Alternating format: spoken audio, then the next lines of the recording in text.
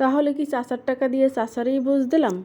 চাচার লাগে দেখা হয়েছে রাস্তায়, তো পাশ দিয়ে ঝালমুড়ি যাইতেছে, চাচার আবদার ঝালমুড়ি খাইবে, তো আমি কইলাম ঠিক আছে খান।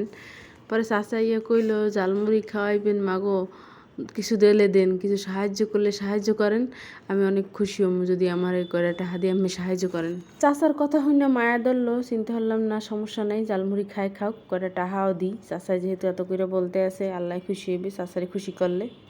চাচা এটা হা দেখে কইতেছে মাগো আজগু এইটা বড় নোট, এরকমের পাই না, এরকম সহসায় কেউ দেয় না, যাই হোক আমের লোকই দোয়া করবো আল্লাহ যেন আপনার মনের আশা সব পূরণ করে। আর হের ফ্যামিলির কথা শুনে সত্যি অনেক কষ্ট লাগছে। হের পোলাপান নাকি হেরে মারধর করে টাকা চাইলে, মারধর করে নাকি বের করে দিছে, এখন ফুটপাতে থাকে। হের ওয়াইফ আছে, হ্যাঁ মুরব্বী অসুস্থ, তো দুইজনে হ্যাঁ ভিক্ষা করে দুইজনে চলে।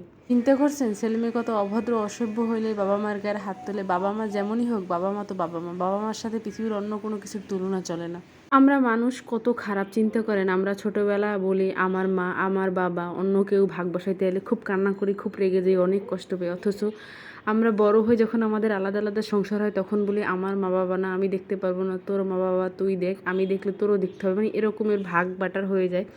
আর যখন ছোট থাকি তখন নিজেরই থাকে, কারোর কাছে কারোর সাথে ভাগ মানে বাবা মার ভাগটা শেয়ার করতে চাই না।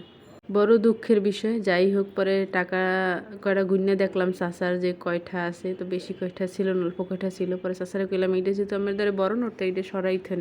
চাচাই মোটামুটি ভালোই খুশি হয়েছে। পরে চাচাই খুশির ঠেলায় অনেক কিছু কইতেছিল, আর আমি এদিকে হ্যাঁ দুঃখের কথা শুনে অনেক খারাপ লাগতেছিল। হ্যাঁ খুশির ঠেলায় এত কিছু বলতে আছে, মানে বলতে আছে তো বলতেই আছে, আর আমি মনোযোগ দিয়ে শুনতে আসছিলাম।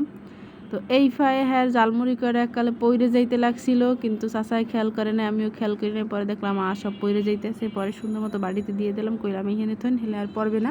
যাই হোক, আমার সাধ্য অনুযায়ী, আমার সামর্থ্য অনুযায়ী, ইচ্ছা অনুযায়ী ক্ষুদ্র চেষ্টা আর কি। তবে আল্লাহ যদি আমাকে বেশি কিছু করার তৌফিক দেয়, অবশ্যই আমি এদের জন্য কিছু করব ইনশাল্লাহ।